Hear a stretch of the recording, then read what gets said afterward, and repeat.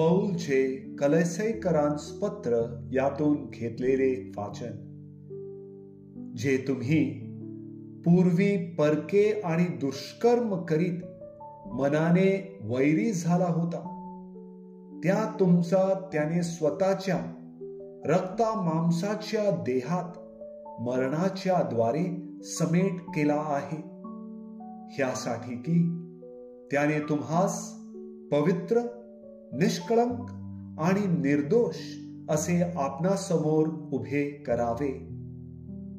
जर तुम्ही विश्वासात स्थिरावलेले आणि अढळ राहता आणि जी सुवार्ता तुम्ही ऐकली आकाशाखालच्या सर्व सृष्टीत, जिची घोषणा झाली आणि जिचा मी पौल सेवक झालो आहे, तिच्या आशेपासून तुम्ही ढळला नाही तर हे होईल. प्रभूचा शब्द.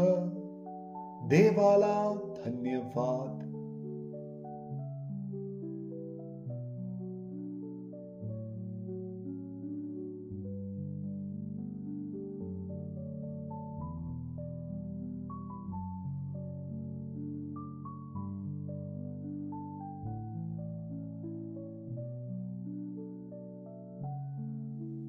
लूक लिखित पवित्र शुभ वर्तमानातून घेतलेले वाचन.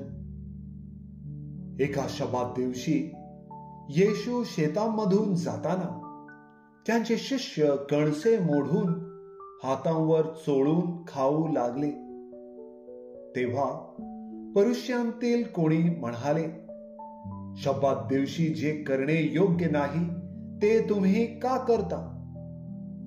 येशूने त्यांस उत्तर दिले, दावीद आणि त्याच्या बरोबरची माणसे यांना भूक लागली तेव्हा त्याने काय केले?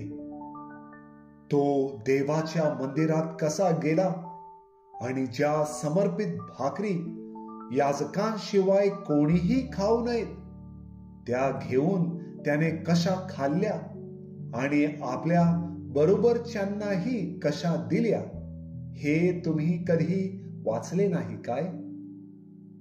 आणखी तो त्यांस म्हणाला, मनुष्याचा पुत्र शब्बाताचा प्रभू आहे. प्रभूचे शुभ वर्तमान. हे प्रभू येशू ख्रिस्ता, तुझी स्तुती असो.